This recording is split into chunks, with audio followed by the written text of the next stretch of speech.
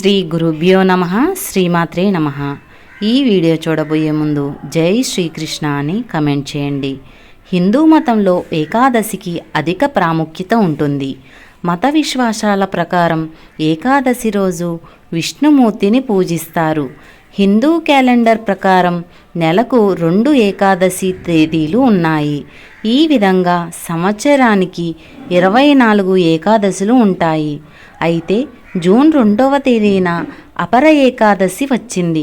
హిందూ మత విశ్వాసాల ప్రకారం అపర ఏకాదశి నాడు విష్ణుమూర్తిని ఆరాధించటం వల్ల సకల కోరికలు నెరవేరుతాయి. ఏకాదశి రోజున విష్ణుదేవుణ్ణి మరియు లక్ష్మీదేవిని ప్రార్థిస్తే మీ ఇంటికి చాలా మంచి జరుగుతుంది. ఏకాదశి రోజున లక్ష్మీదేవి మరియు విష్ణుదేవుడు రావి చెట్టులో కొలువై ఉంటారని నమ్మకం. కాబట్టి ఏకాదశి రోజున రావి చెట్టును ముట్టుకొని నమస్కారం చేసి రావి చెట్టుకి 3 ప్రదక్షిణలు చేస్తే ముక్కోటి దేవతల ఆశీర్వాదం లభిస్తుంది. అలాగే మీ ఇంట్లో డబ్బు సమస్యలు లేకుండా మీ ఇంట్లో ఎల్లప్పుడూ డబ్బు ఉంటుంది. రావి చెట్టుకు ప్రదక్షిణ చేసేటప్పుడు మీ మనసులో ఉన్న కోరికలను విష్ణుదేవునికి చెప్పుకుంటూ ప్రదక్షిణలు చేయాలి. ఇలా చేస్తే మీరు అనుకున్న కోరికలు ఖచ్చితంగా నెరవేరుతాయి. రావి చెట్టులో సాక్షాత్తు విష్ణుదేవుడు కొలువై ఉంటాడు. కాబట్టి ఈ అపర ఏకాదశి రోజున రావి చెట్టును పూజిస్తే కోటి జన్మల పుణ్యఫలం లభిస్తుంది.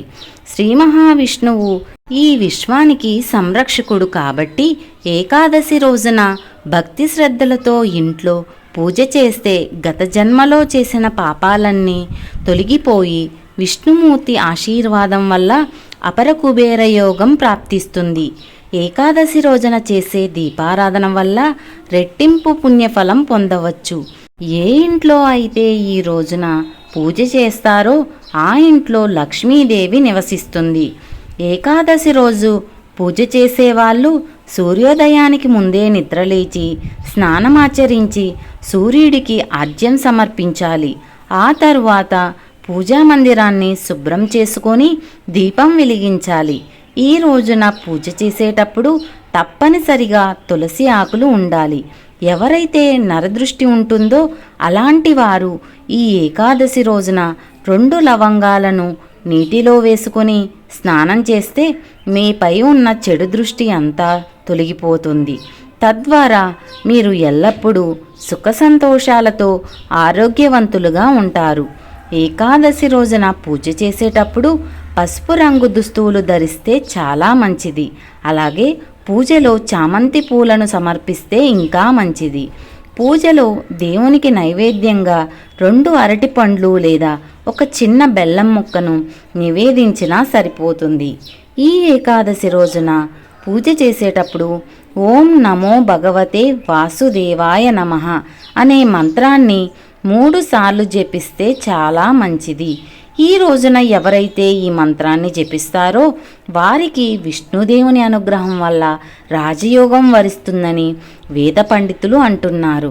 అలాగే ఏకాదశి రోజు విష్ణు సహస్రనామం పఠించటం వల్ల రెట్టింపు పుణ్యఫలం లభిస్తుంది.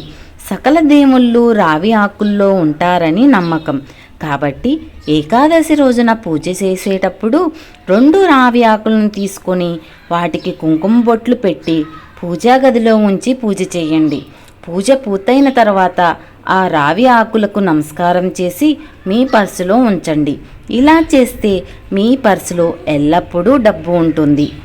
ఏకాదశి రోజున పూజ చేసేవాళ్ళు పూజా గదిలో అక్షింతలను పెట్టి పూజించాలి. పూజ పూర్తయిన తర్వాత ఆ అక్షింతలను కుటుంబంలో ఉన్న ప్రతి ఒక్కరూ తలపైన వేసుకోండి. అలాగే కొన్ని అక్షింతలను మీ పర్సులో పెట్టుకోండి. ఇలా చేస్తే మీ ఇంట్లో డబ్బు ప్రవాహం బాగా పెరుగుతుంది. అలాగే మీ ఇంటిపై లక్ష్మీ కటాక్షం ఉంటుంది. హిందూ విశ్వాసాల ప్రకారం ఏకాదశి రోజున సాయంత్రం సూర్యుడు అస్తమించిన తరువాత ఉప్పు తినకూడదని అంటారు. ఈ రోజున ఉప్పు తింటే జాతకంలో దోషాలు ఏర్పడి అనారోగ్య సమస్యలు వస్తాయని నమ్మకం. ఏకాదశి రోజున సాయంత్రం మీ ఇంటి గుమ్మం ముందు 2 దీపాలను వెలిగిస్తే మీ ఇంట్లోకి ముక్కోటి దేవతలు అడుగు పెడతారట. ఈ 2 దీపాలలో ఒక దీపం విష్ణుదేవునికి, మరొక దీపం మహాలక్ష్మీదేవికి అంకితం చేయబడింది. ఏకాదశి రోజున సాయంత్రం సమయంలో ఎవరైతే ఇంటి ముందు 2 దీపాలు వెలిగిస్తారో వారి ఇంట్లోకి లక్ష్మీదేవి అడుగు పెడుతుంది.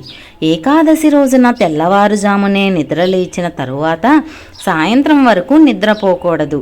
అలాగే ఈ రోజున పేదవారికి అన్నం పెట్టడం వల్ల రెట్టింపు పుణ్య ఫలితం లభిస్తుంది.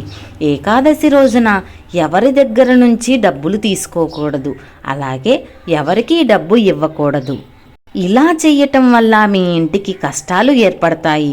మరీ ముఖ్యంగా ఏకాదశి రోజున మీ ఇంట్లో వెన్నని కరిగించటం కానీ నెయ్యిని కరిగించటం కానీ చెయ్యకూడదు.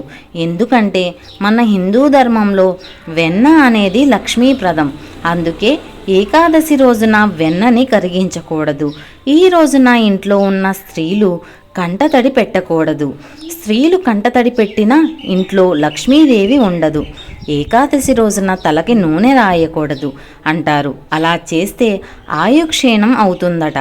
లక్ష్మీదేవి ఆశీర్వాదం ఎల్లప్పుడూ మీపై ఉండాలంటే ఏకాదశి రోజున తులసి మొక్కను పూజించండి. ఈ ఏకాదశి రోజున ఉపవాసం ఉంటే మీ ఆర్థిక ఇబ్బందులన్నీ తొలగిపోతాయి. ఈ ఏకాదశి ఉపవాసం పాటించటం వల్ల శారీరక ఆరోగ్యం మెరుగుపడుతుందని నమ్ముతారు.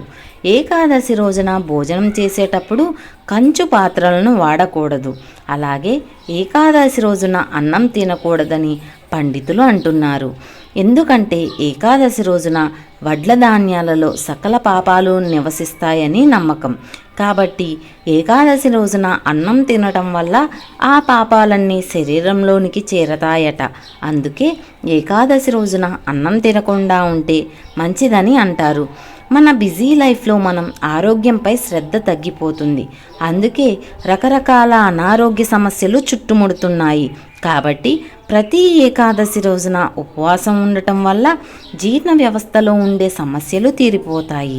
దీనివల్ల అనారోగ్య సమస్యలు రాకుండా ఎల్లప్పుడూ ఆరోగ్యంగా ఉంటారు. ఈ రోజున ఉపవాసం ఉండలేని వాళ్ళు ఈ రోజున మీరు తినే ఆహారంలో ఉల్లిపాయ, వెల్లుల్లి వంటి ఆహార పదార్థాలను తినకూడదు. ఉత్తరాది రాష్ట్రాల్లో ఈ అపర ఏకాదశి రోజున భద్రకాళి జయంతిని జరుపుకుంటారు.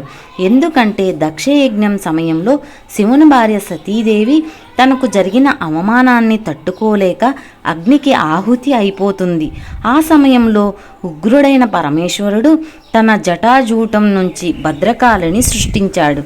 కాబట్టి అపర ఏకాదశి రోజున భద్రకాళి రూపం అవతరించిందని చెబుతారు. అందుకే భద్రకాళికి పూజ చేస్తారు.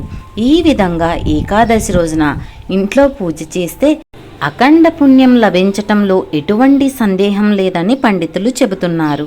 ఈ వీడియో కనుక మీకు నచ్చినట్లయితే జై శ్రీకృష్ణ అని కమెంట్ చేయండి. మన ఛానల్ని సబ్స్క్రైబ్ చేసుకోండి. పక్కనే ఉన్న బెల్ ఐకాన్ మీద క్లిక్ చేయండి. మరొక మంచి వీడియోతో మీ ముందుంటాను. సర్వే జన సుఖినో భవంతు.